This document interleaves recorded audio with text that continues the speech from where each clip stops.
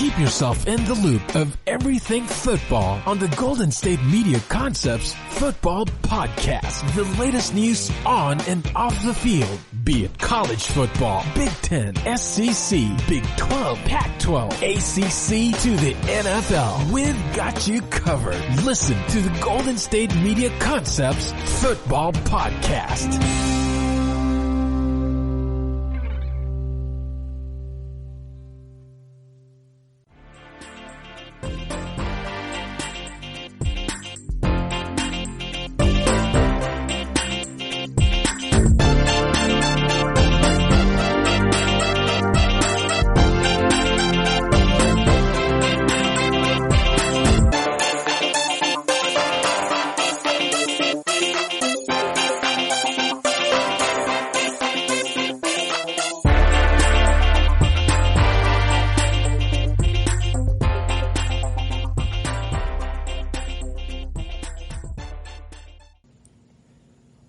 This is the GSMC Football Podcast, brought to you by the GSMC Podcast Network.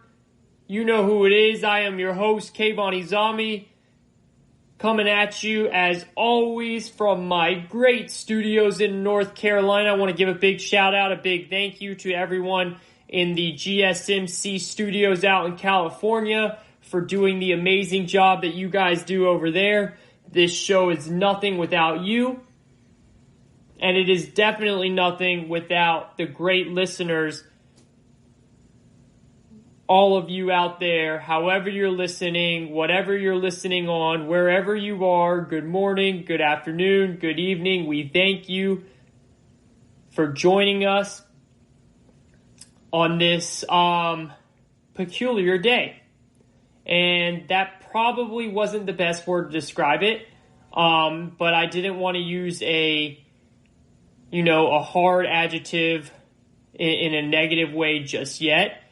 But let's just put it there. It's a sad day in the sports world.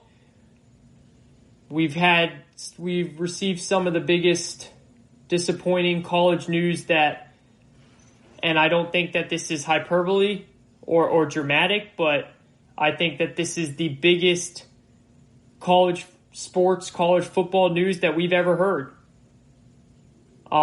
Definitely the most impactful, and that is that the Big Ten and the Pac-12 have officially, they are labeling it as postponed the college football season for the 2020 fall season.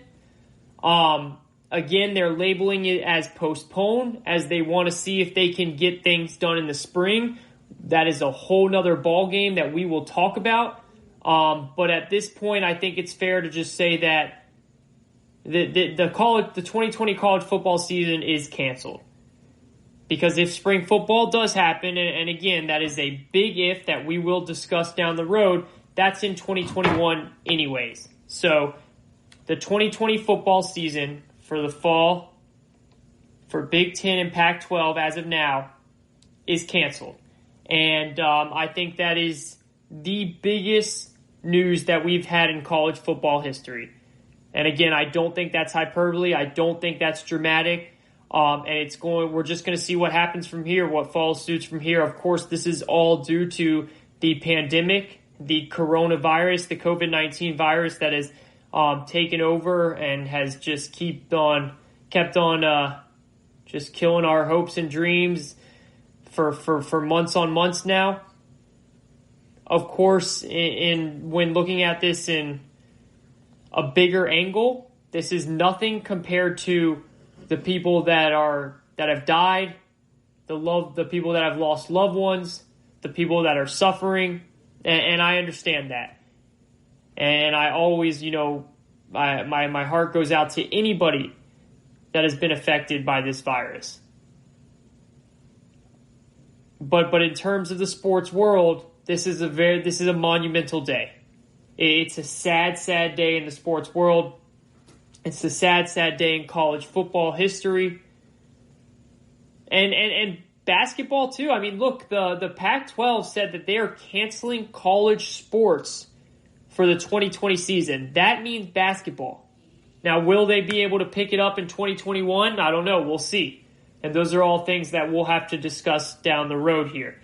So again, for those that, have not heard this, that are, living under a rock or just having a busy day, the Pac-12 and the Big Ten have canceled their 2020 fall season. Now, for the show, there's a lot we have to unpack, okay? We're not just going to talk about this all show. I went into today with some really good vibes. My Carolina Hurricanes were playing tonight. It was round one of the Stanley Cup playoffs. We were going up against the Boston Bruins. I'm recording this game Tuesday night. The game was going to be on during this time. I was going to watch it. I was all pumped up.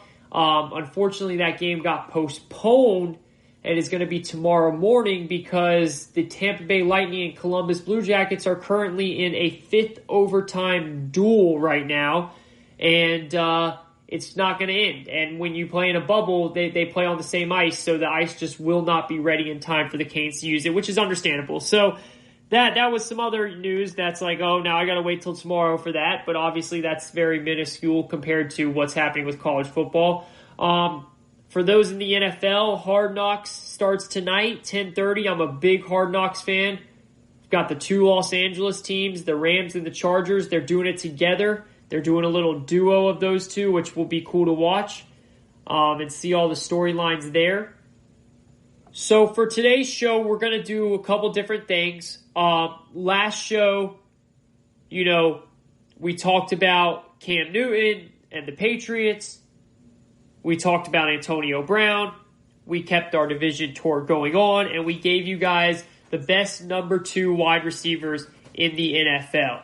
The number 2 on each team, the Robin to the Batman. So go check that out. I thought that was a really good podcast. We've got some of the numbers in from there, and the ratings were really well. So as always, we appreciate that. But this show's going to be a mix of different things. We're going to also keep talking on the football field. We're going to talk about, what's going on the field for NFL.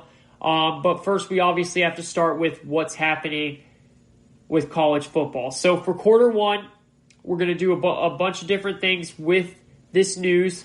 We're going to start by talking about what this news means specifically to the Pac-12 and Big Ten. Then we're going to talk about what this news means for the upcoming, for the other Power 5 conferences, the SEC, the ACC, the Big 12. What does it mean for them? And then we're going to talk about this notion of a possible spring football season. Is that possible? Is it ludicrous? We're going to dive into the details of that. And then depending on how much time that takes, we will then talk about what we were going to talk about last episode, but we didn't have time for it, and that is a player has recently come out, and this is on the field talk, because you remember I want to talk things, we're less than a month away from the NFL season happening. Just because college football stopped, the NFL is going full speed ahead. So I want to talk as much football that's happening on the field, and we had a player come out and said that Put your money down on him because he's going to break Michael Strahan's sack record, single season sack record of 22.5 that he did in 2001. This player came out and said, go put your money down because I'm breaking that. We're going to discuss who this player is and if it's a real possibility that he might actually be able to break it. Then, of course, we'll keep the Kayvon Division Tour rolling on, and it's a sad day, guys. Not just because of the college football news, but this is the last episode of the famous Kayvon Division Tour. And that's sad news. That's sad, sad news. I've loved it. I've enjoyed it. I hope you guys have as well.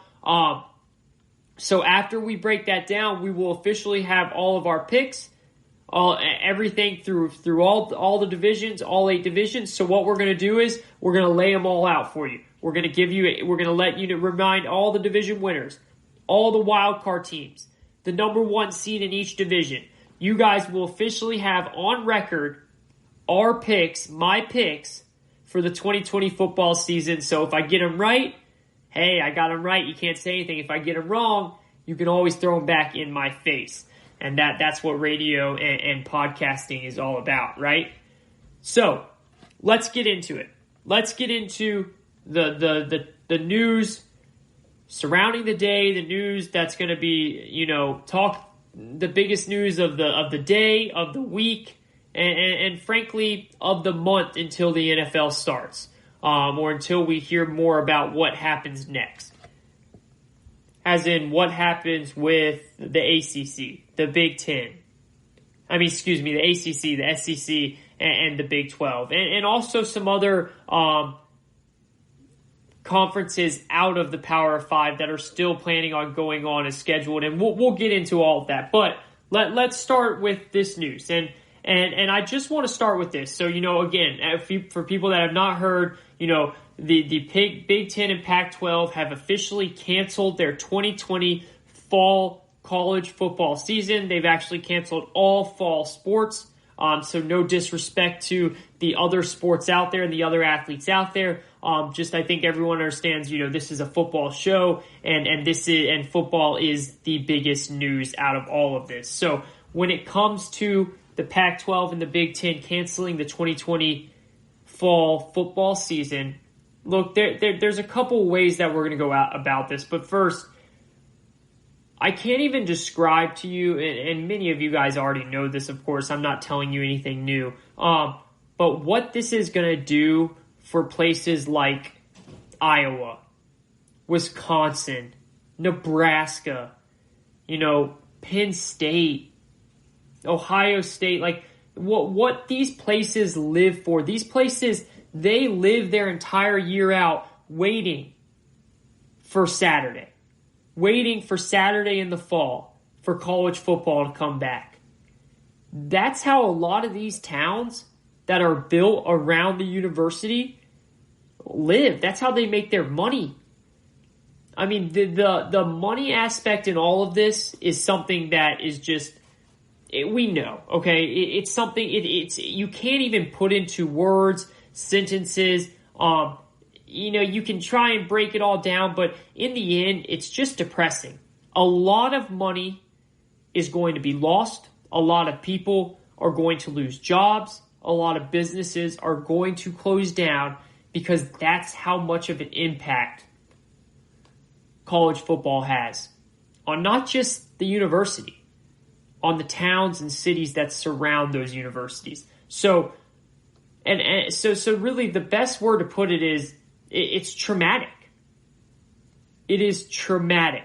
And, one thing is, in a lot of these towns, in a lot of these cities, whatever differences you share, especially during times like this, like with the presidential election, whether you're a Republican or you're a Democrat, whether you talk this way or you walk that way, whether you vote for this person or you vote for that person, whatever differences that you have, those go away on Saturday because you come together with your town, with your city, to cheer on your team. That's what's so special about college football. The fans are so special. The things that happen around the team, the way a town, the way a city galvanizes a team, the way fans go follow the team. They go, and if Wisconsin's playing in Iowa, Wisconsin's fans go to Iowa. They get a hotel for the night. They all have fun in that hotel. They have drinks at the bar. They go out to dinner. They get ready for the game. You put your differences aside because you love your team. And that's something special about college football, and that's something that we're going to miss this year, especially when it comes to the Big Ten and the Pac-12 side of things, because those are the two that are canceled right now. And economically, this was already going to be a pretty significant, problem this year, because you're not going to have thousands, hundreds of thousands of people in the stands to watch. So even if they played, there was going to be an economic impact anyway due to the coronavirus, due to the pandemic. So there's obviously, that's one thing about this. But we're going to break this down into a couple different sections. First of all, what we're going to do is we're going to just look at it, like I said, the Big Ten and the Pac-12, what this means for them. Then we're going to see what this means for other conferences. And then we're going to look at the whole spring football side of things, okay? So to me, and I know this might sound what I haven't been preaching throughout the entire time here, but I think the Big Ten and the Pac-12 rushed the decision here. Look, I don't want to sound like I'm criticizing them for their decision. I'm not going to say it's a wrong decision, because if their goal is trying to keep the players healthy and safe, then I will never criticize that, ever. The problem is they're almost being hypocrites. I mean, you can't tell me you are looking after the health and safety of these players and then say you're going to move the season to the spring. Having spring football would be such a health risk to every player out there. It would be a nightmare. And I'll get into more of that in a bit, like I said. At least the Pac-12 they said, look, we're going to try and do spring football, but even our medical professionals are telling us that's a bad idea too. That's a big risk as well. So that whole part of it, I'm not saying it's the wrong decision, because this is a pandemic and their best interest is in the players. That's what they say. And if they believe and their medical professionals told them that this was the best thing to do for those players, well then so be it. I cannot criticize that, and that's the best move if that's the case. And I'm not trying to say that the Big Ten is lying to us or anything like that, but I just think that they're putting out there this statement that they're going to have spring football, or they're going to attempt to do spring football, just so that they can ease the players and the coaches through this decision. A decision that I think they rushed. And they know that there's big-time coaches, the Harbaughs, the Ryan Days, the Scott Frost, the players, the Justin Fields, that are going to come out, and they're going to say a statement. They're going to say a statement about this, and I think they're trying to ease that statement, ease this process through by saying we could possibly have spring football, and we'll get into that again. My question is this. What changed? If you guys remember, a couple weeks ago, we talked about how the commissioners of each Power 5 conference, so the Pac-12, the Big Ten, the Big 12, the ACC, and the SEC, they all came together with their schedules, and they showed us how they're going to play these games. They put out their schedules. So by them doing that, but they gave a lot of people hope, first of all. The fans, more importantly, the players, they gave them hope. They believed that a season was actually going to happen. But the more important part of this, of what they did when they came out with those schedules, is they moved the start date to the regular season back. Remember, usually football starts the last week of August. All of these conferences moved their schedules back to mid or late September. So the entire point of doing that was to see what happens when the normal student body of each university gets on campus. What happens when everyone, I'm not talking athletes here, I'm talking all the students that go to the university. What happens when they get on campus? These programs wanted to see what happened. Would there be a massive outbreak? Would we be able to control and monitor our players and make sure they aren't going out to parties and hanging out in high-risk areas, or with players with people that aren't athletes? That was the entire point of coming out with a schedule, giving people hope, but pushing it back so that they can make sure that they gain all the facts, all the numbers, all the statistics, and they have as much time as possible before making a real decision about is the season going to happen or not. I'm not saying by them coming out with a schedule told us, oh, we're having a season. No, I'm not naive. I understand that they had to come out with a schedule. They had to. They were a month away from football. But the whole point of them moving the season back all these conferences, what most of these conferences did was to see what happens when everyone's on campus. So the fact that they did all this and then the Big Ten and the Pac-12 are just jumping the gun and saying, never mind, we can't have football this season, I don't understand that at all. I really don't. So why rush? Why make this decision in an impromptu fashion? Wait like you were going to wait. Get the facts like you were going to do. Then, if you don't feel comfortable, well, then make that decision. So that's my question. Why now? Why did this happen now? And look, it's not that they just canceled the season. It's that they left these athletes in limbo. Not only are these athletes crushed right now, I mean, all the hard work they have put in is gone. It's right out the window. Not only that, but now they have no answers. They have no answers whatsoever.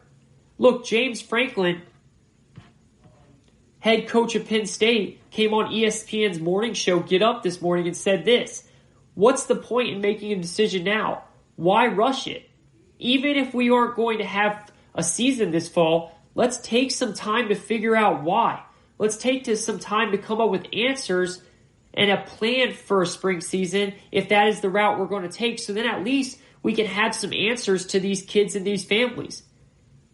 He's spot on. James Franklin said that he was on a call last night with the players and their parents. And their parents were asking him all these questions. Are they going to have scholarships next year? Are they going to get an extra year of eligibility? He didn't know because no one's given them any instruction. And again, this goes back to the awful, awful leadership in college sports. And that's why I was so negative about college happening, because there's no leadership here. But we've already gone through that, and I'm not going to get back into that. But the whole point was to come up with all the facts, come up with all the answers, and of course there's going to be questions that are not answers, that don't have answers at this moment. It's a pandemic. There's more questions than there are answers. But you need to come up with more than just, we're going to cancel the 2020 season and we'll see what happens in the fall. What do these players do until then? Where do they go? Do they go home? Are they just regular students?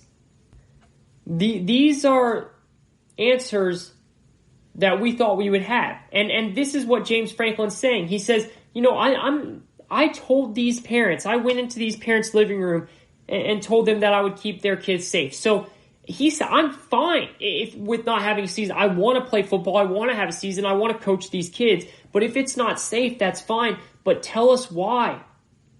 Why is it not safe?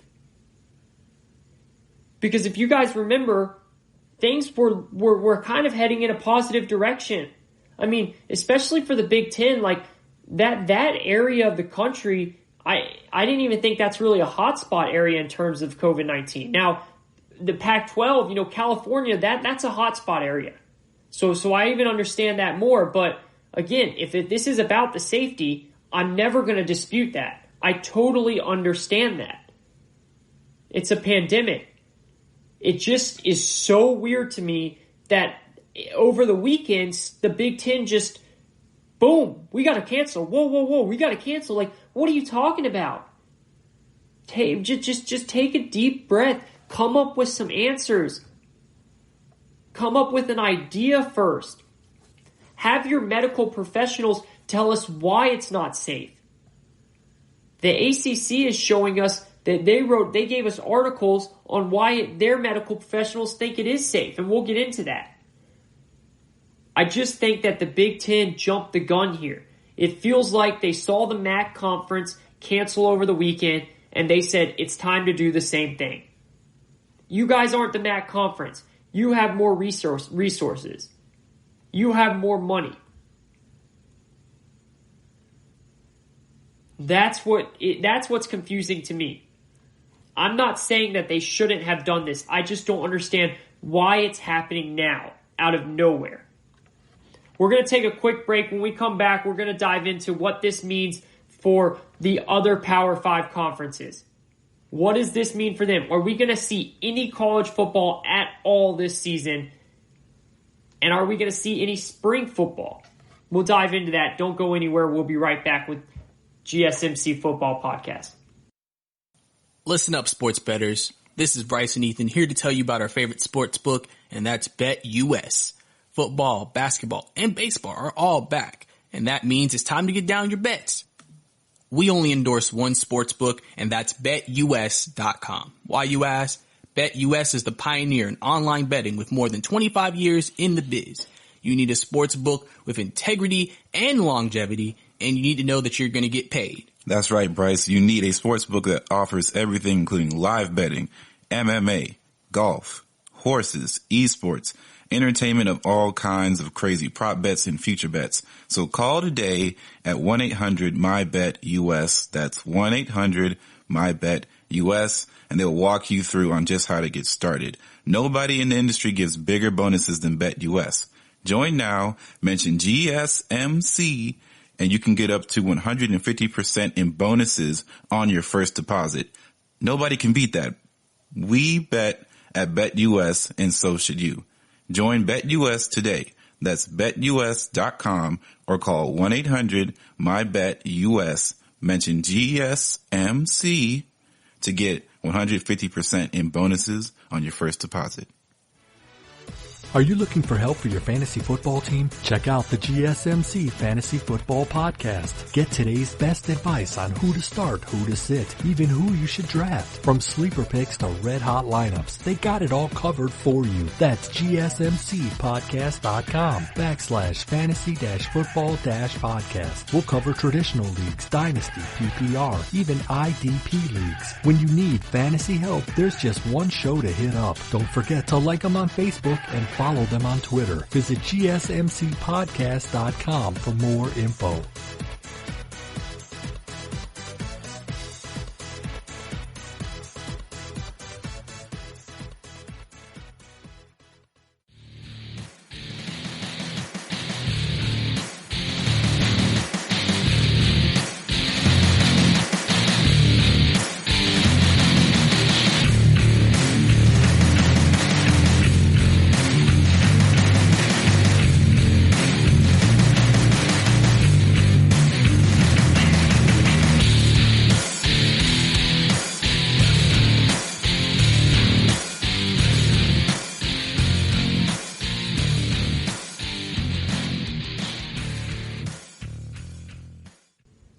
This is the GSMC Football Podcast. I am your host, Kayvon Izami. Hope everyone's having a great day.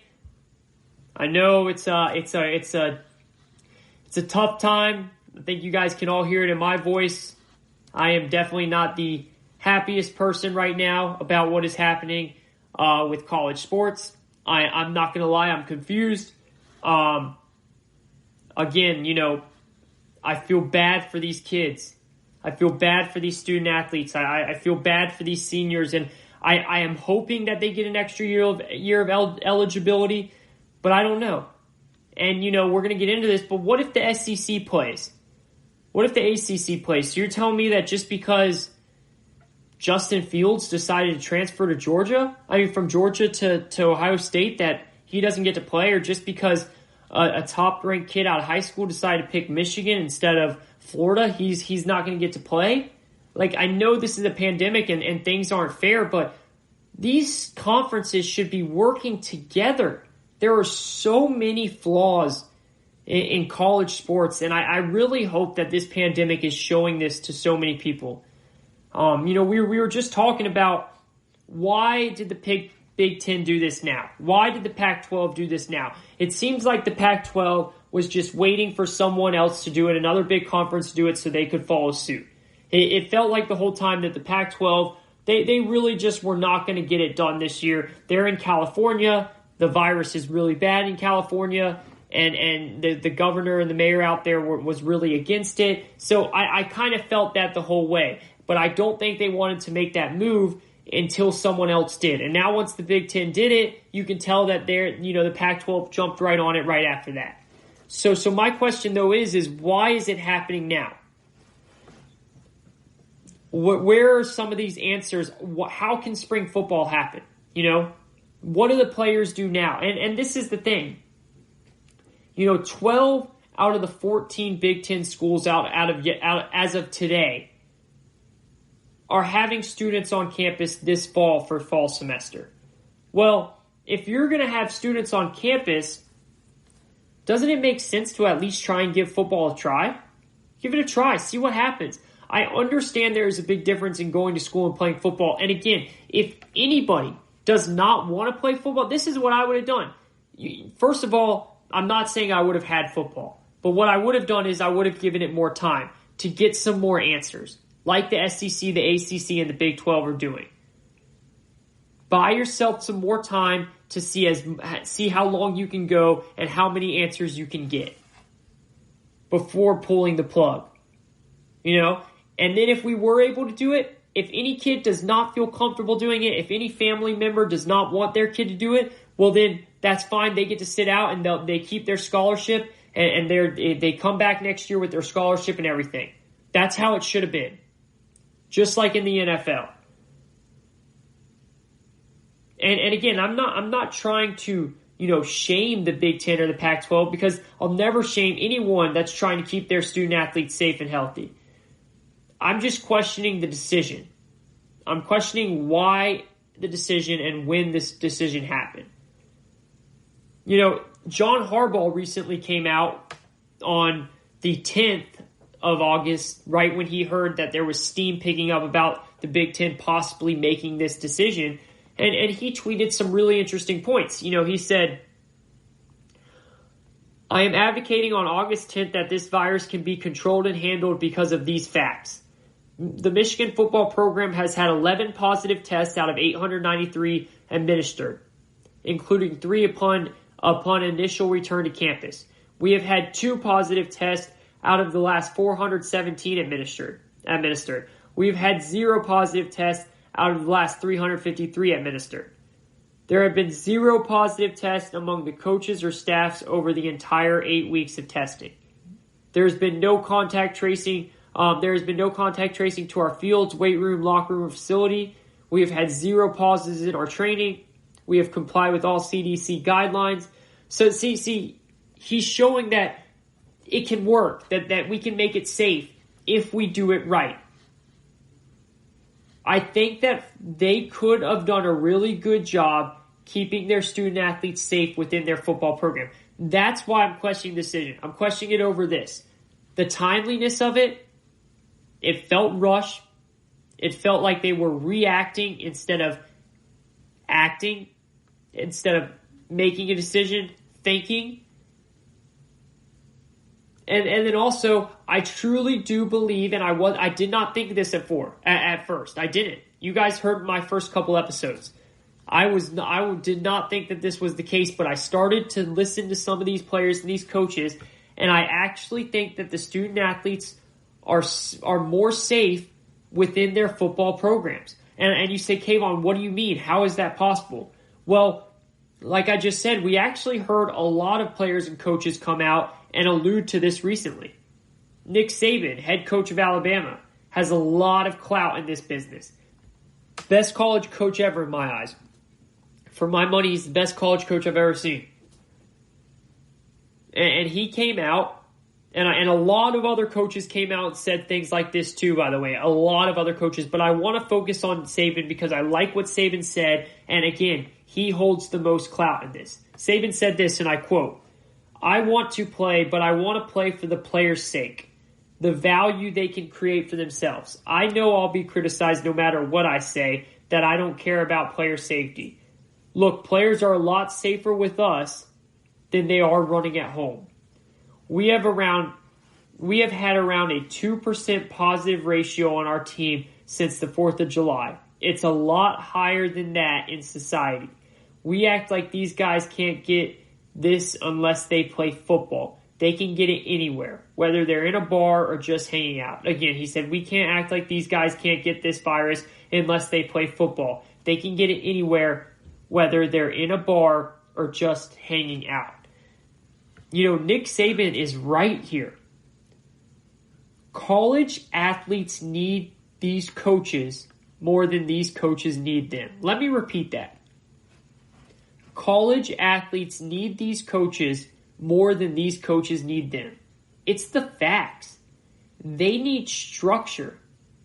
They thrive in structure. Go back to y'all's day. And if you're in college, then think about your day now. But go back to when you used to be in college. Think about just who you were then and the way you lived life. And if you were anything like me, I probably could have done better with some structure while I was in college. I was away from my parents. I didn't have the structure there. If I was on a sports team, and I played sports in high school, but I didn't play in college. But if I was on a sports team, that structure would have been good for me. Would have helped me settle in. These players, they thrive in structure. When they're not in structure, who knows what they do? So look, I know I have been on here saying I think it's going to be very hard for college to have sports this fall, and I stick by that. It is very hard for numerous reasons. It really is.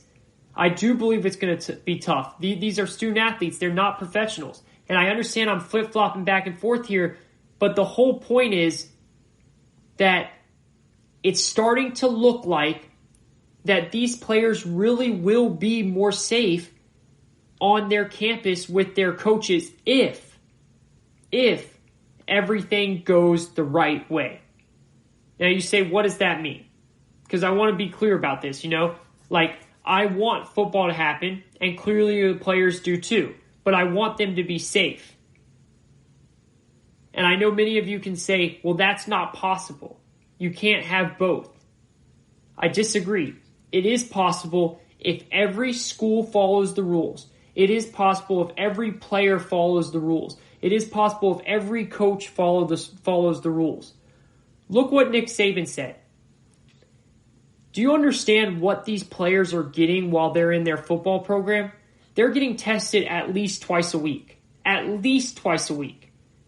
They're getting more medical attention than they would get if they were outside of the university. A lot of these kids live in bad areas. Even if you live in a good area, you don't know where you're not hanging out with your teammates every day. You're not under your coach's supervision. You're not being watched and made sure that you don't go to a bar or to a party or stuff like that. You're on your own when you're not under these college program spotlight. And if it was a normal year, then I would say, come on, none of these kids are going to listen. And you know what? Maybe some of these kids still won't listen. But if these kids aren't willing to give up one semester of partying so that they can have a legit full season and keep them and their teammates and their peers healthy, well, then there shouldn't be a football season anyways. But I would be willing to bet that the majority of these players would be willing to follow these guidelines. As long as, and this is the key, as long as the coaching staff and the administrators are staying on top of the team, are watching them, are creating a bubble for them within the campus. And before you say, well, how the heck is that possible? It's 100% possible. Guys, all of this is possible. We can have college football. We can. We just have to do it right. We just have to do it right. Like I said, these kids are going to be getting more attention, more testing, more medical care and medical health. They have the best doctors around them and the best hospitals around the campus than anywhere else. This is something that when they're in this environment, and then back to the bubble thing, you look at these universities that have a huge, and we're talking about the Power 5 here, okay? We're not talking about smaller programs, okay? We're specifically talking about the Power 5. Because this is the one thing. You think, because the MAC conference was the first, and they're not a Power 5. Over the weekend, the MAC conference canceled their season because they don't think they can play football this year. You think that they did it because they don't think that they can play football this year? No. They did it because they don't have the money or the resources to keep their players safe. So they did the right thing. But the Power 5 conferences, they have the money. They have the resources. It sounds unfair, but that's life. That's how it works. They make the most money. They have these beautiful resources. They have the money that they can spend to make these players safe, to make sure that these players stay in the area, stay in the training facilities. Don't go anywhere else. They could truly create a bubble within the training facilities. They could. I mean, there's no doubt about it. You go from practice, you eat there in the training facilities. You know, the coaches, the training staff, all of them, they bring their food there. They eat. They go straight back to their dorm or their apartment to sleep and come right back. Nowhere else. And if the coaches and the universities, they put it, you know, they really instill that in these players, then these players are going to listen to for the sake of having a season and keeping their friends, their peers, and everyone else healthy and safe. You know, of course there's outliers. Of course there's going to be kids that won't follow the rules. And that's going to happen. And maybe the Big Ten and the Pac-12 are saying we don't want to risk that. And if that's the case, well then that's totally understandable. But they had the Power 5 conferences have the resources. And at the end of the day, if you're willing to spend the money, if you're willing to shell out the resources, then you can make this work. You can make college football work. It takes time, it takes discipline, it takes accountability, and it takes money. If the universities are able, which all the Power 5 are when it comes to money and resources, so that's a check. So now it comes down to discipline and accountability. And that is up to each program to do it right. That then becomes in the program's hand. Can they do it right? Will they be able to do it right? And I think that's what the SEC, ACC, and Big 12 are going to try and do. I do. Now, they might fall suit. They might end up canceling their fall season too. But I think that they're going to give it a try because I think that they are going to try everything they can or at least wait all the way until the last second to cancel. Now, if you look at it from this standpoint of you use those resources, you use those money, that money to make sure that these kids are safe, that would be the way to go about it, right? And then also look at it from this standpoint. Dr. Cameron Wolf, who is a Duke infectious disease specialist and works with, you know, he's the chair of the ACC Medical Advisory Group. He told Sports Business Daily that doctors have learned enough over the past 6 months to manage the risk. He said this, and I quote, "We believe we can mitigate it down to a level that makes everyone safe," Wolf told the Daily. Can we safely have two teams meet on the field? I would say yes. Will it be tough? Yes. Will it be expensive and hard and lots of work? For sure. But I do believe you can sufficiently mitigate the risk of bringing COVID onto the football field or into the training room at a level that's no different than living as a student on campus. That's exactly what I just said. That's exactly what I just said. If you're willing to shell out the money, if you're willing to make this work by using the money, using the resources, then it can work. Just look at sports, guys. Look at sports right now. It's working. I mean, yeah, baseball has had cases here and there, but baseball is working. It really is, and they're traveling all over. And we've seen two teams that have really been affected by it: the Miami Marlins and the St. Louis Cardinals. Other than that, and you know, knock on wood, of course, but it's working. And of course, these bubble sports are definitely working. UFC is working. Women's soccer is working. MLS is working. Like, sports are working right now. But they're willing to throw out the money.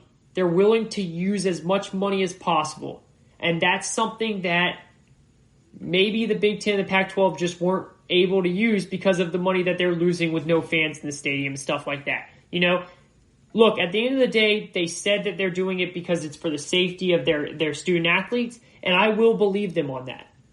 And at the end of the day, that's what all these conferences might do, and I applaud them on that if that's it. Look, I'm not criticizing the Big Ten and the Pac-12. I just don't understand why it's happening now. Why it changed all of a sudden over the weekend, where now it turned into doomsday in the matter of seconds. That's what was confusing to me. That's what didn't make much sense to me at all. And then when you have these doctors come out and say, that they think it can work, as long as, like I said, you're willing to do the protocols, follow the testing guidelines, well, then maybe it can work. Now, again, it comes down to leadership. It comes down to discipline. And the players would have to buy in. And the Big Ten and Pac-12, they're done. They've already canceled. There's no getting out of that. But if I'm talking now to the SEC, ACC, and Big 12, if they wanted to make it work, what would happen? It could work. I do believe it could work because they all pushed their dates back. They all are starting later. So they all have more than a month now still to figure out a good time. I think tomorrow would be 1 month for the ACC because I think they're starting September 12th. And then I think the SEC was starting September 26th. And I think the Big 12 too, but I got to double check on that. So they still have time. And it's going to be very interesting to see what they come up with in that time. Are they going to decide that they need to jump source and jump ship and let this all go and follow the Pac-12 and the Big Ten's decision? Maybe. But I think that they're going to follow suit. I mean, not follow suit of the university. I think that they're going to follow the plan that they have right now. They're going to listen to their medical professionals. They're going to listen to their presidents, their ADs. They're going to listen to their student athletes, of course. That's a big part of it. And then they're going to make a very rational, educated decision after they have all the facts that they can possibly have before the time comes to play that first game. That will be the big question. And it's going to be very interesting to see. And I just, again, I feel so bad for all the players in the Big Ten and the Pac-12 that are losing this season. And I don't know what's going to happen to them now. Are they just regular students? How are they safe just being regular students? Now they can go off to parties. They can do whatever. They can go wherever. They can go to bars, clubs. Are the coaches still going to watch them? These are questions. Do they have another year of eligibility? Can they transfer right away? These are things that I need to know. And these are answers that I wish came out with their decision. And if these questions and these answers came out with their decision, we wouldn't even be talking about this. We'd be going through those questions and those answers and applauding the Big Ten and the Pac-12 for coming up with a real solution, a real plan before canceling the season.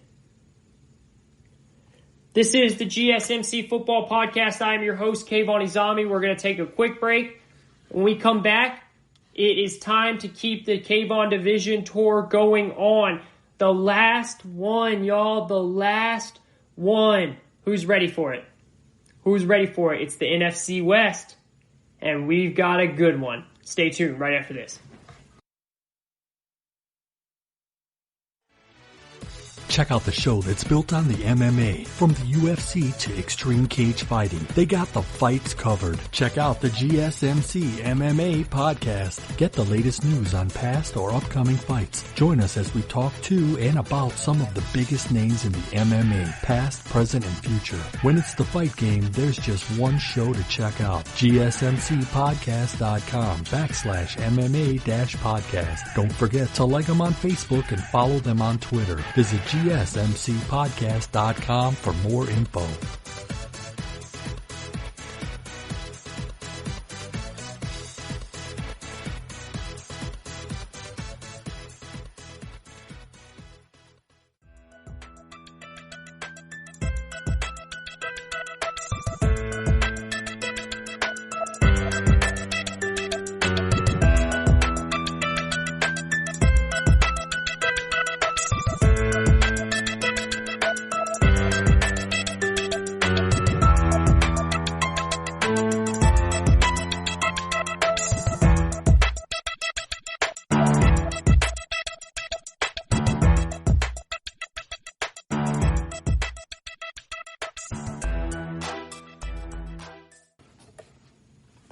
Welcome back, everyone. This is the GSMC Football Podcast. I am your host, Kayvon Izami. You know who it is. Thank you, everyone, for listening. As you know, this is brought to you by the GSMC Podcast Network. We appreciate everyone who's been listening. We appreciate all the reviews that we've gotten. We appreciate some of the likes on YouTube, because we're now on YouTube, which has been really cool. And just everything, all the support that you guys have been giving us, it's been awesome. It really, really has been. So we thank you for that. And, today's been a different show. Definitely a little bit more intense. Definitely a little bit more saddened. Not something that I wanted to do. I was trying to keep it upbeat, but this is the news that has broke. And the Big Ten and the Pac-12 have officially canceled their 2020 fall football season. They are going to try and play in the spring, which we're about to dive into in just a second on if that's even possible. And they're going to go from there. And now it's time to see what the Big 12, the ACC, and the SEC will do.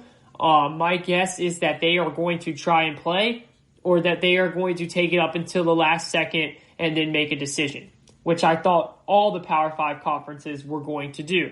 And that's what I've been talking about today, that I'm confused, I'm a little bit lost on why this is happening now for the Big Ten. And if it's because of new medical evidence or information that they got from their medical professionals, then let us see that.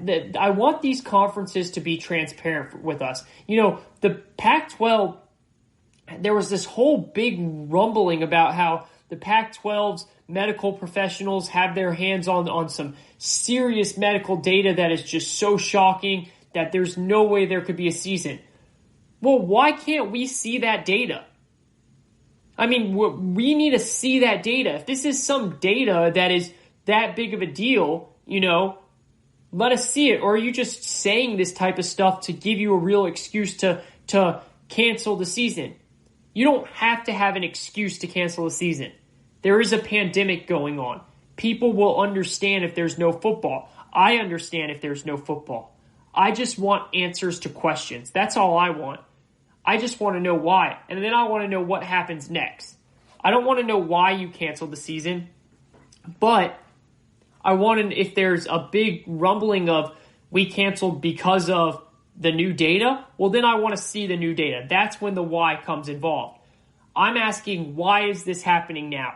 Why did it speed up? What changed over the weekend? Was it really just the MAC, the first Division I conference, that actually said we're done? Was it them canceling that made the Big Ten say, okay, we got to cancel? I find that hard to believe. The MAC does not have the resources nor the money that the Big Ten has. So it makes sense why the MAC canceled. They should have canceled.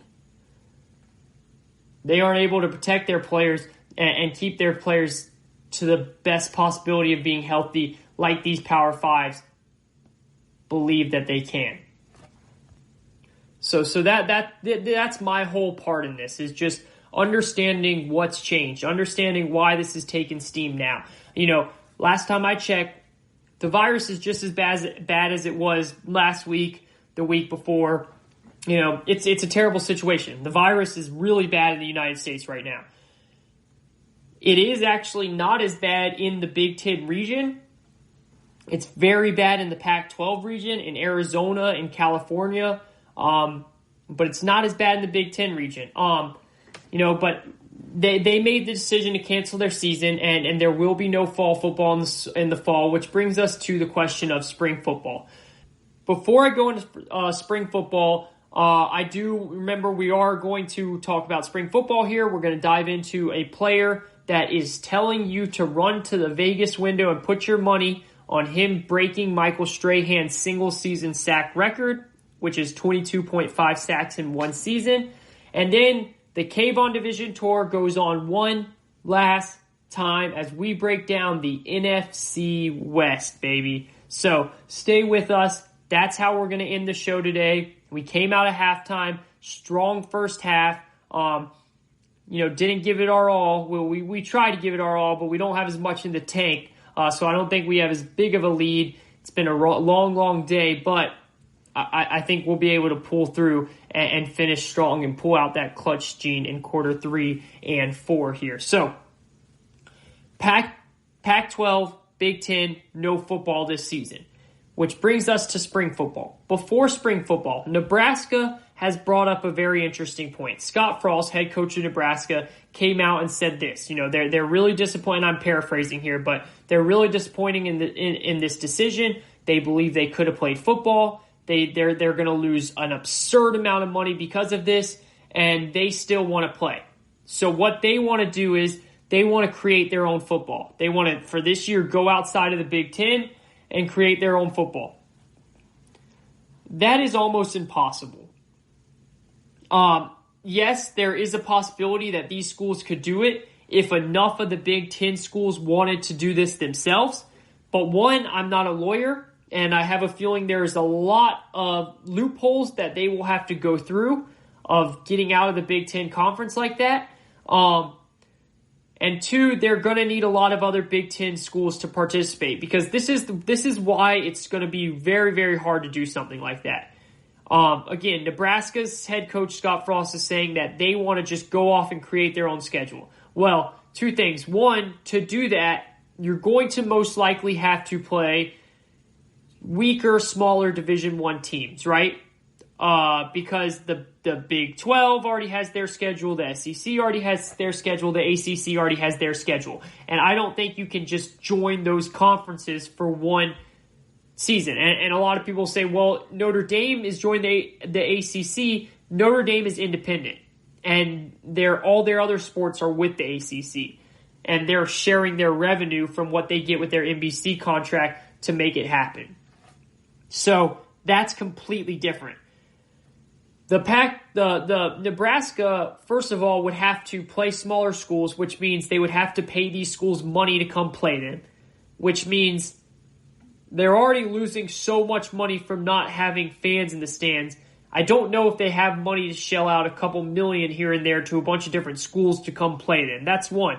Two, once you start playing schools outside of the Big Ten Conference, well, then you're completely mitigating the whole point of why these whole conferences are doing conference-only schedules. That's so that they can keep their travel intact, so they don't go far, so that they can be in their region and not try and go all out into other regions and other hot spots and have to worry about the virus. The whole point of this conference-only schedule is to stay within their region, so that they're not out there going and spreading the disease or getting the disease and bringing it back, the virus. So once if Nebraska started going all around and playing whatever schools will play them, that's defeating the whole point of why they're going to conference only. So because of money and because of that, it's going to be very, very hard unless almost all the Big Ten schools are, Ohio State, Michigan, Penn State, Nebraska, Wisconsin, unless all of those schools, Iowa wanted to say, hey, let's all do this together. You can get a 7-8 game season and then tack on a couple solo games from there. Well, then you're talking. But that's going to be very, very hard to do. Now, in terms of spring football, and we have to look at this through many different angles, so follow along here. I think it's completely irresponsible to have a spring season. Prior to the pandemic, we worked very hard in football to make it as safe as it possibly can. And there have been countless studies about concussions. There's been limited collisions in practice. They pretty much limited days of contact. I mean, some teams don't even ever tackle in practice, let alone in spring practice. And if you do come up to do some scrimmages, we all know, and make those tackling scrimmages and stuff like that, we all know those aren't game-like at all. You cannot replicate the way you tackle in games. You just can't. You're not going to be able to replicate how fast you go in games, how hard you hit in games, in real games. So that's one side of this. The health part is just it's completely irresponsible, in my opinion, to try and say that you can have a spring season. Think about this, okay? You know, we're telling these guys to go through those collisions. I mean, I'm talking like those hardcore football collisions. Football is a violent sport. Through a season in the spring, and then turn around in less than 2 months and do it again in the fall if you're not going to push it out. Now, unless they're going to push the 2021 fall season back like a couple months, then that's possible.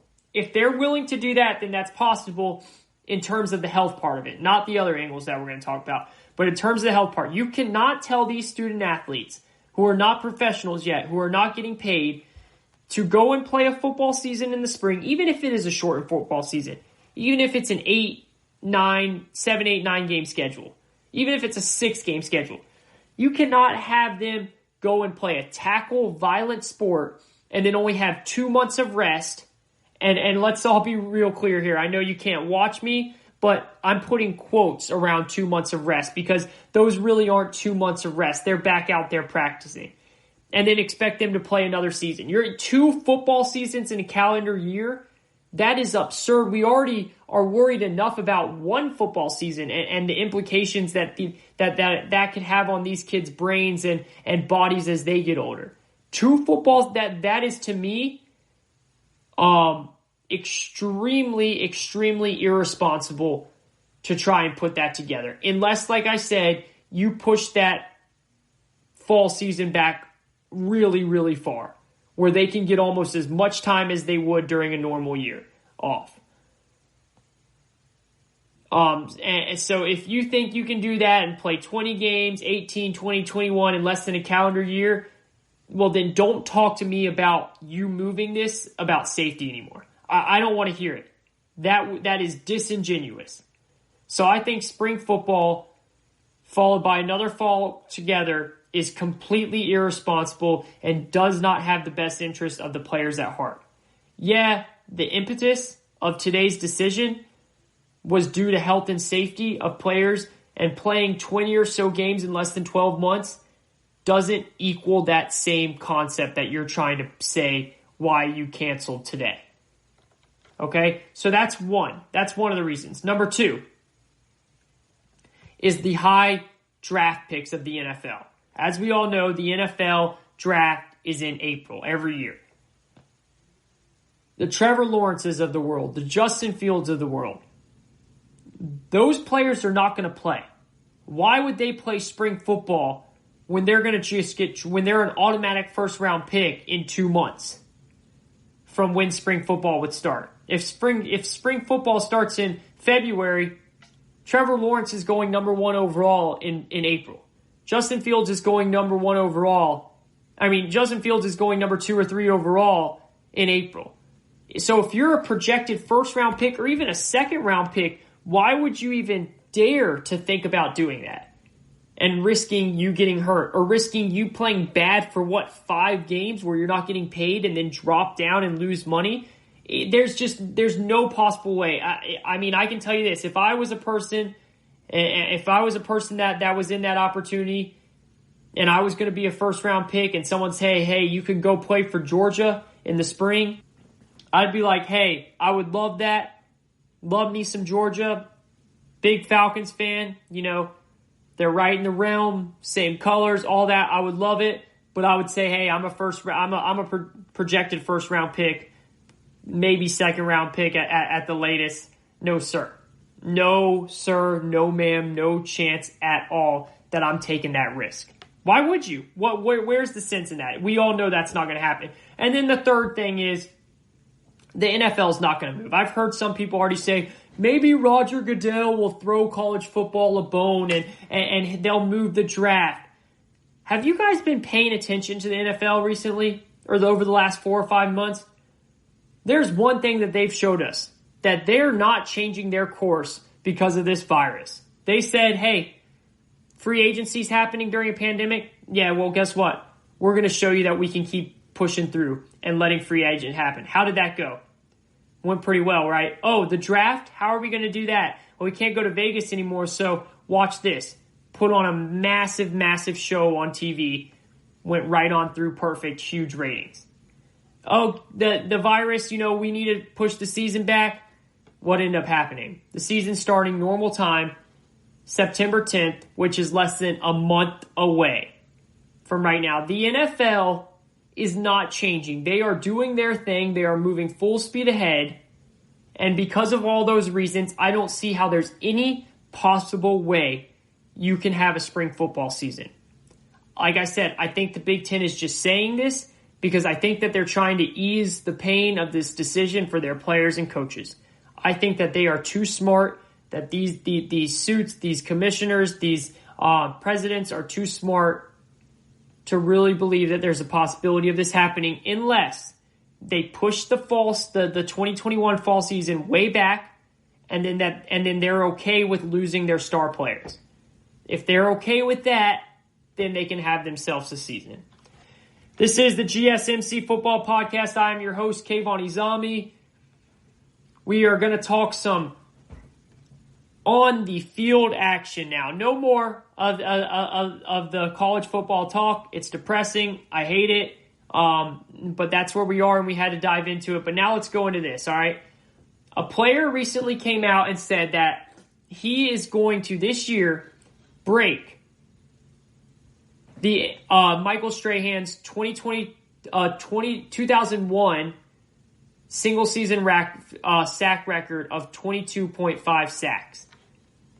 You know who that is? Chandler Jones of the Arizona Cardinals. The two-time All-Pro is very confident that he can add on a few more from last year, which he got 19 sacks last year, and he can break Michael Strahan's record. He said, I quote, "I don't think that's hard to get, and I feel like if there was a year to do it, this could be the year." So, just a little history for you guys. In 1984, this man named Mark Gastineau set a single-season sack record of 22 sacks in one season. And that season was for the Jets. He played for the Jets. In 2001, so about 18 years after, Gastineau set the record. So in 2001, it was 18 years after Gastineau set the record.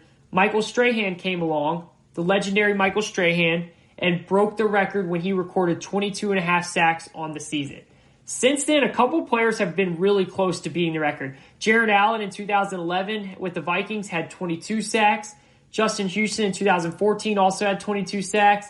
Aaron Donald had 20.5 in 2018. J.J. Watt, this is crazy. J.J. Watt had 20.5 sacks two different times in his career. Once in 2012 and once in 2014. That is wild. So people have gotten close, right? Well, we are now about 18 and 19 years since Strahan broke Gastineau's record, which means it's got to be time for it to happen again, right? It's got to be. Let me just speak really quickly on who Chandler Jones is, guys. I think Chandler Jones is one of the most underrated football players I've ever seen. And I would say he's maybe the most underrated football player in the league, other than a couple other players out there. Top 5 most underrated player in the league. Top 5 for sure. Chandler Jones, I just don't get why he doesn't get any attention.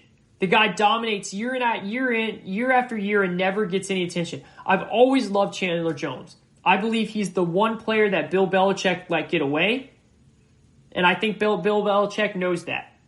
Usually we see Bill Belichick send these players away, and they don't do very good after that.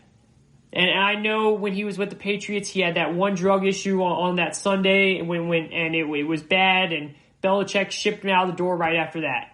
Ever since then, he has not gotten in trouble again, and he has just put up gaudy numbers in Arizona over and over. Since 2002, nobody has more sacks than this man, Chandler Jones.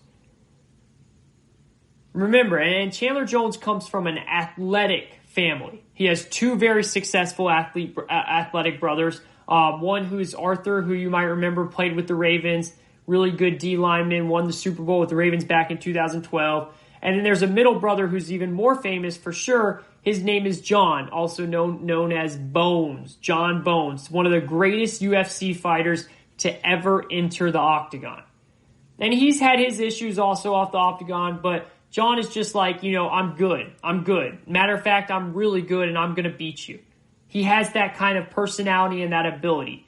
Chandler thinks the same way. He really does. He says, hey, they can't block me. They can't block me. Think about this, guys. The Cardinals' defense was awful last year. There was no one else really rushing the passer that they had to watch for. So he was getting double team, triple teams, and he still got 19 sacks. But now the Cardinals added pieces on defense that will take away the tension from Chandler Jones. They drafted my favorite defensive player coming out of the draft, Isaiah Simmons out of Clemson. They signed linebacker Devondre Campbell from Atlanta. And trust me, watching him the last 4 years, he is a good player. They brought in Devon Denard. This is going to be a force with these other guys coming off the edge, those other guys in linebacker that can drop in coverage. This gives Chandler Jones the chance to go against one-on-one or just double team a couple of times. There won't be as much attention on him. So then when you look at the guys he plays, okay, so we start with the division games, right? Because he plays those twice a year.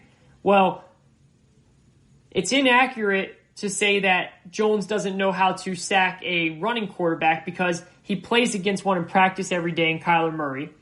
Also, Jones has shown us because last year he sacked Russell Wilson 4 times in one game. He then has Jimmy G for the 49ers, who isn't very mobile, and he sacked him 3 times last year. And then Jared Goff also, who isn't very mobile, who he also sacked 3 times last year. So he can get the sacks in the division.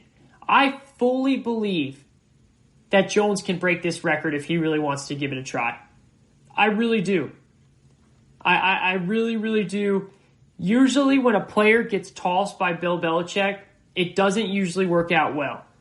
He is the one player that has been nothing short of a beast every single year he's left New England. And he has a lot left in the tank, and to top it all off, his offense will be much better this year too. The defense will be better. There's better pieces. I really think that this is a fun storyline that we should watch all season, guys.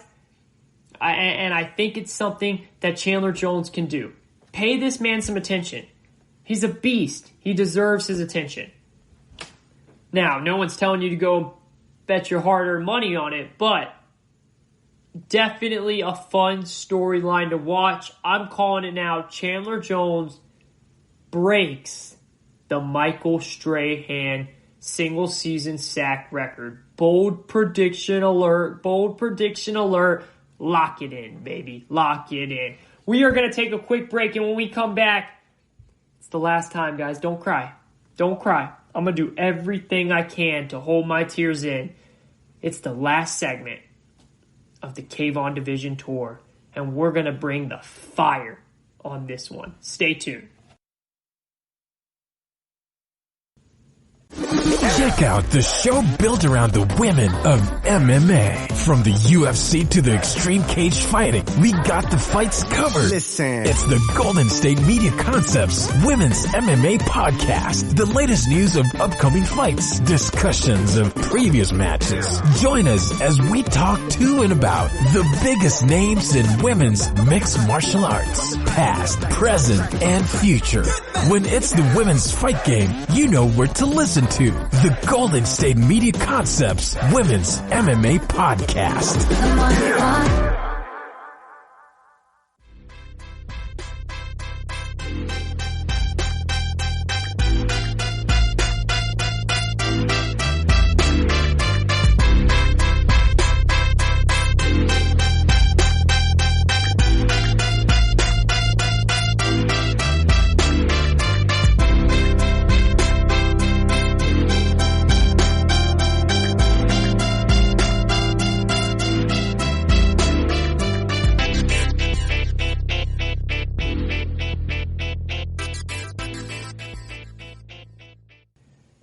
Throw up the fours. Throw up the fours. It is quarter number 4. You guys know what it is. I hope everyone is at home right now or in the car. If you are in the car, please keep one hand on the steering wheel, but really quickly throw up the 4. Throw up the 4 with the other hand because we are going into quarter number 4. Now put that hand back down, all right? Come on, we don't want any accidents. We want everyone driving safe, please. let's go. We're going into the final quarter, the final segment of the show here. It's been a tough one. A lot of negative news coming out of the college football side of things, but we have NFL. It's going to happen. We're less than a month away, and we've been giving you our predictions for every division, and now we're down to the last one, the NFC West. The NFC West, the second best division in football, right behind the NFC South. The NFC as a whole is stacked. The AFC is stacked with good quarterbacks. And this is our last division here. And every team, I like something about this team. I think every team has something positive heading their way, going up, trending in the right direction. And honestly, I wouldn't be surprised if any one of these teams make the playoffs. Now with the new format, shoot, all four of them could. That would be really, really hard because of them playing each other twice. Most likely they're going to beat up on each other. But it can finally happen. You know, it's never been able to happen because of this is the first year of the new format. But the last time a division had 3 teams, which is the max that could happen under the old format, where it was just 6 teams going to the playoffs, 4 division winners, 2 wild cards, was in 2016 when the NFC South did it with the Saints won the division, and then the Panthers got the first wild card and the Falcons got the second wild card. And the Panthers and the Saints actually ended up playing each other that wild card weekend, which was really cool. So that now let's see if that ever happens. That's going to be such a cool dynamic about this new playoff thing. And I love this new playoff format. It gives everybody's team a chance. If you start off bad, you're not out of it right away. You still have a chance to turn your season around and make it because, you know, with the 8-8 or 9-7 record, depending on how your conference is going, you have a chance to get there. So, the NFC West now, you guys know how we do it. We're the last ones. It's the last time saying it, so say it with me. I want to hear you say it. It's the predictions within the predictions, baby. Let's get it. The best coach goes to Kyle Shanahan. Now, this was a tough one, all right? Not for me, but for most people, and it should be. You have some good coaches in this division. You got Kyle Shanahan, all right? You have Sean McVay, who's the wonder boy. The reason really guys like Kyle Shanahan got head coaching jobs. The reason really why Cliff Kingsbury over in Arizona got a head coaching job. Okay, so you have 3,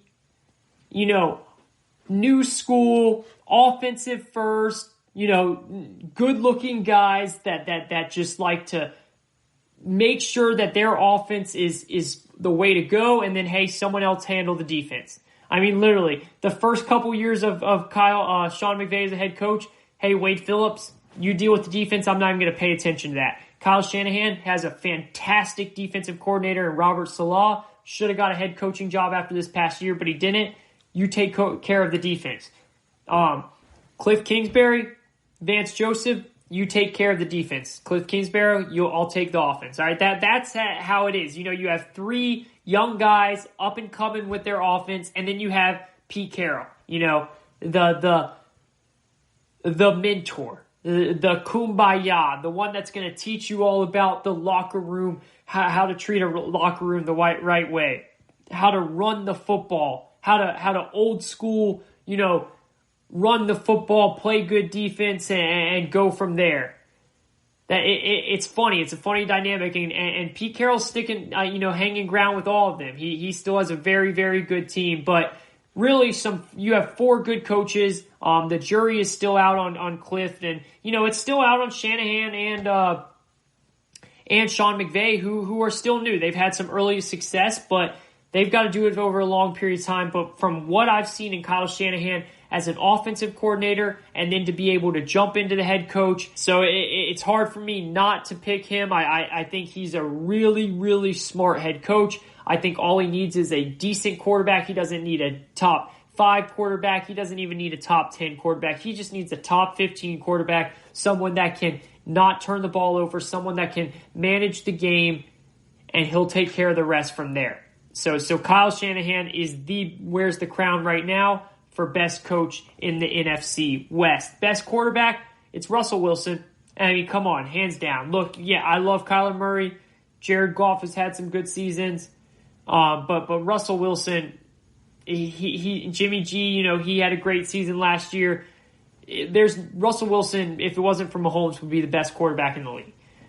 There's no doubt about it. So Russell Wilson is the second best quarterback in the league. And, talk about last segment, we talked about Chandler Jones being underrated.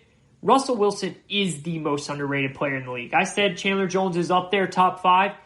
Russell Wilson, to me, is the most underrated player of the week, in the entire league. I just talked about Pete Carroll, and again, he is a great coach. He did awesome things in USC when he was a college coach with Southern California, and then he came to the NFL, guys. And if it wasn't for Russell Wilson, he was going to lose his job. He was not having good seasons, 7-9, 8-8, 9-7, and then Russell Wilson came along, and everything changed.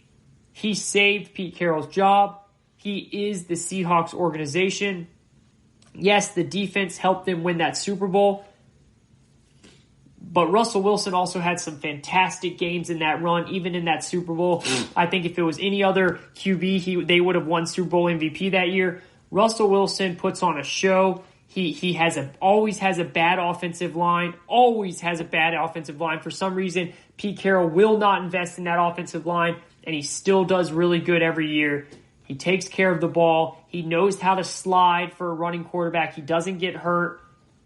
Knock on wood, but Russell Wilson wears the crown, and that crown is sticking on his head for a long, long time. Best wide receiver, D-Hop, baby. Come on, DeAndre Hopkins, no doubt about it. The man's on the mission all the time. Before Deshaun Watson got to Houston, he was playing with scrub backup quarterbacks, and he was still having 1,000-yard seasons left and right. He was still having double-digit touchdown seasons left and right with guys like Brock Osweiler. I mean, this guy was doing things with quarterbacks that he should have never had throwing him the ball in the NFL.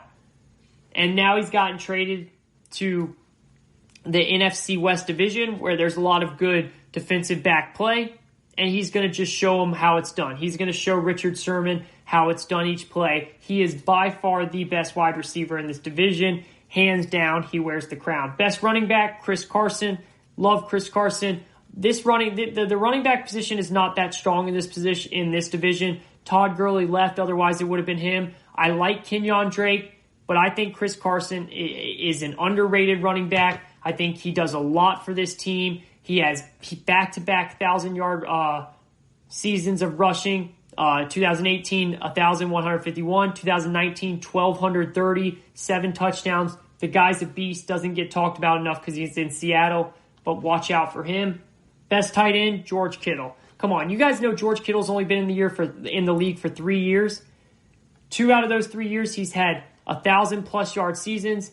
Last year, 1,053. The year before that, 1,377.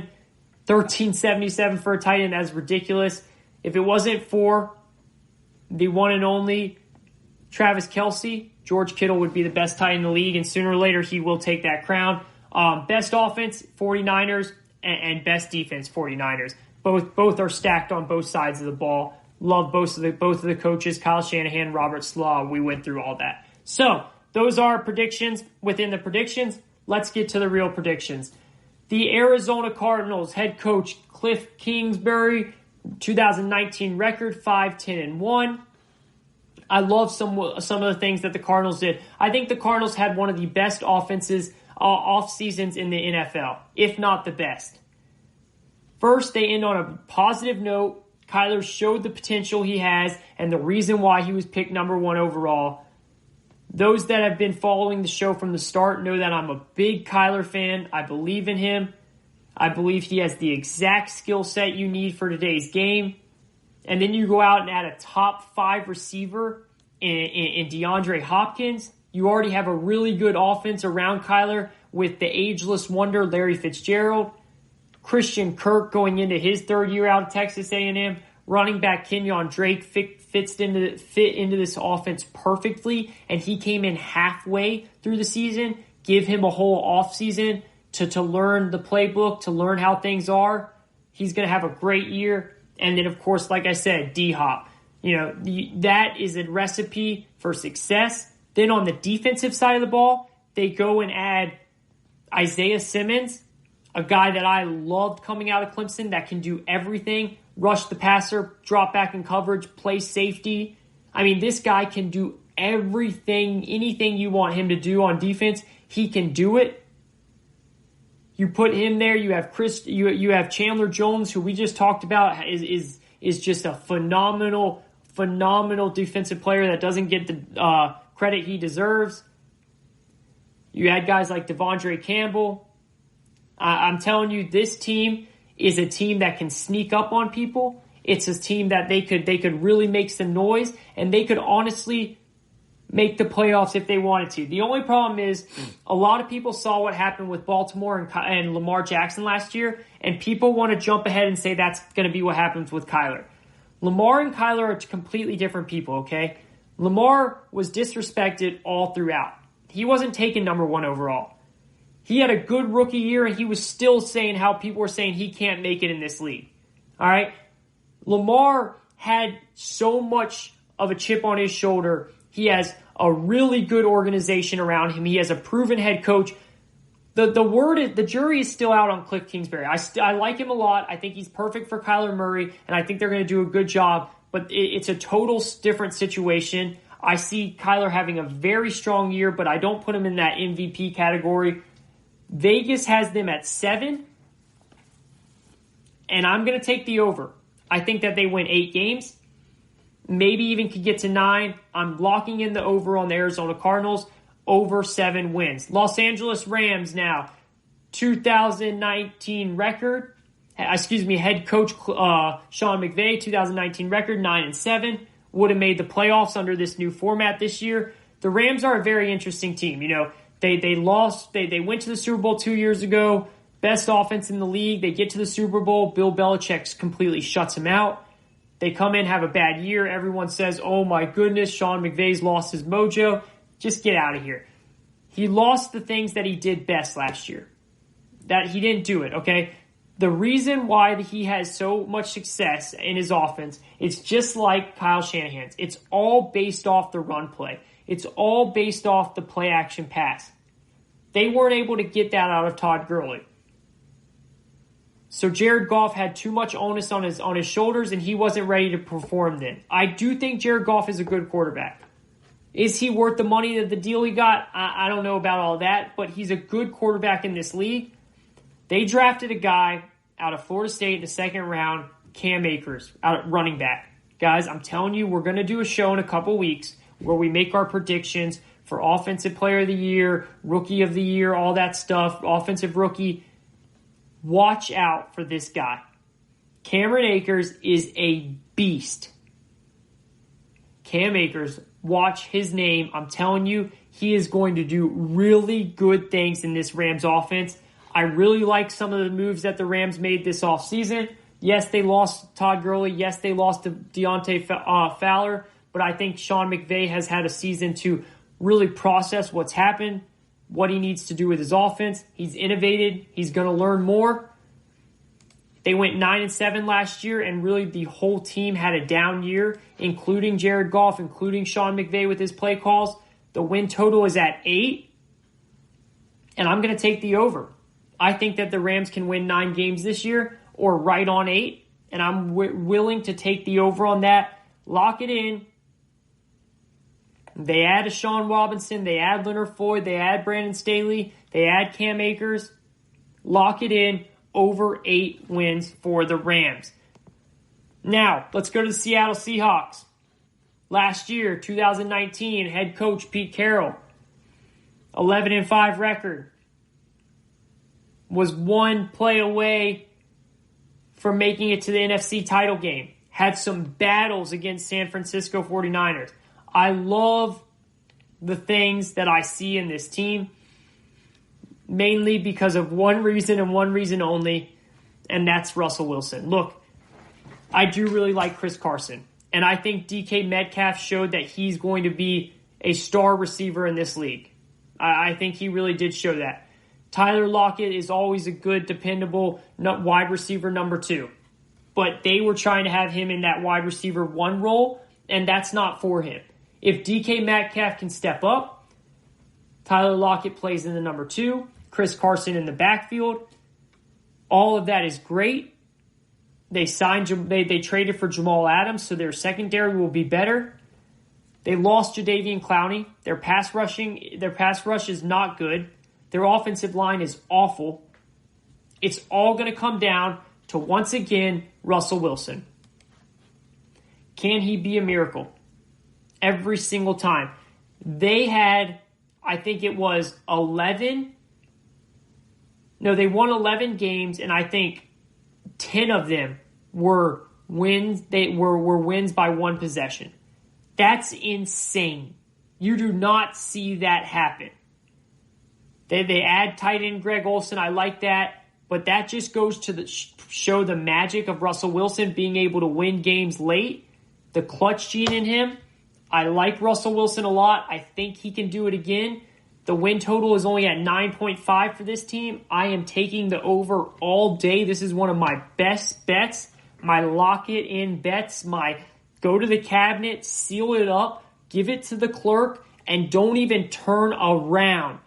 Don't even turn around because you are so confident that that baby is a lock, cash, that you're good to go. And come back at the end of the season and get your money because that is going over all day. Seattle Seahawks over 9.5 win total. Which brings me to my last one. San Francisco 49ers had a breakout season last year. The first season where they finally had Kyle Shanahan as head coach and a healthy Jimmy G. You know, Kyle Shanahan's been there for a couple years, but they haven't been able to put it together because he hasn't had a healthy Jimmy G. Jimmy G finally showed he can put everything together this year. He can stay healthy, and they go 13-3. They had a plus 169 point differential. That's absurd. That is such a high point differential. Plus 169. They don't just beat teams, they destroy teams. Because they play defense and they run the ball down your throat. They don't need Jimmy G to win the game. They just need him to not turn the ball over. Because Kyle Shanahan's run blocking scheme is the best out there. And that's what they did last year. And they went 13-3, and they had the lead up 10 in the Super Bowl against the best quarterback in football, Patrick Mahomes, and the best offense in football, the Kansas City Chiefs. Yes, they lose DeForest Buckner. Yes, they lose Emmanuel Sanders, but guess what? They lose DeForest Buckner. They get a first-round pick for him and use that pick on one of the best defensive tackles in the draft, Javon Kinlaw. So they pretty much just replaced him right away. But for a much cheaper player that's going to be on a rookie deal for 4 or 5 years.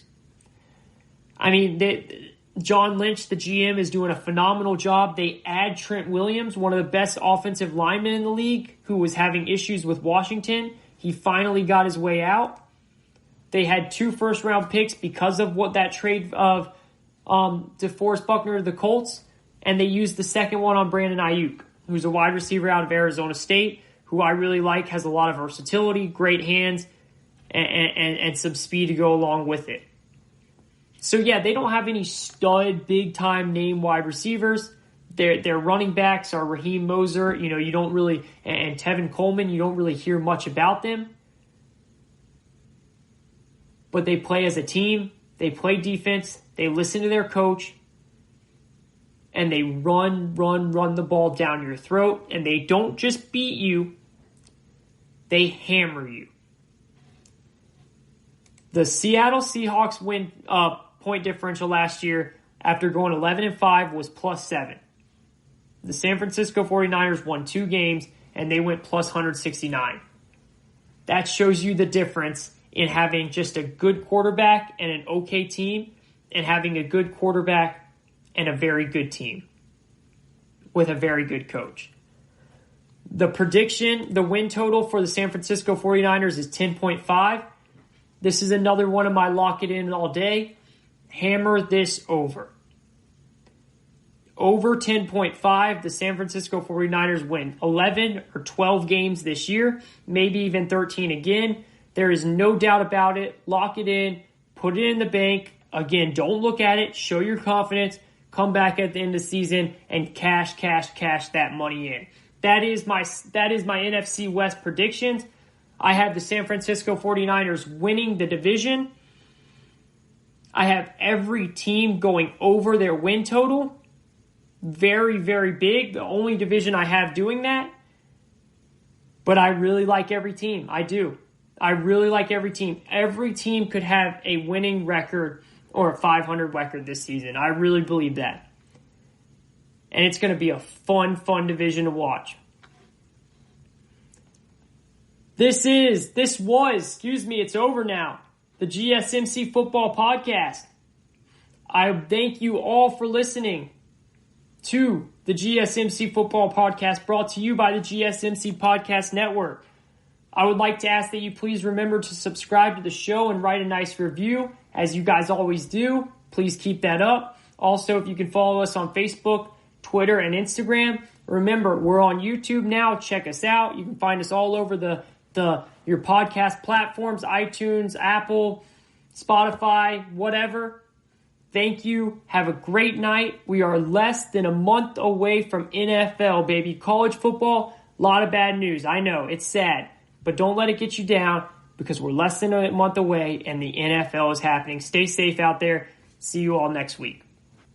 Tired of searching the vast jungle of podcasts? Now listen close and hear this out. There's a podcast network that covers just about everything that you've been searching. Hey! The Golden State Media Concepts Podcast Network is here. Nothing less than a podcast bliss with endless hours of podcast coverage. From news, sports, music, fashion, cooking, entertainment, fantasy, football, and so much more. So stop lurking around and go straight out to the Golden State Media Concepts Podcast Network. Guaranteed to fill that podcast itch. Whatever it may be. Visit us at www.gsmcpodcast.com. Follow us on Facebook and Twitter, and download us on iTunes, SoundCloud, and Google Play.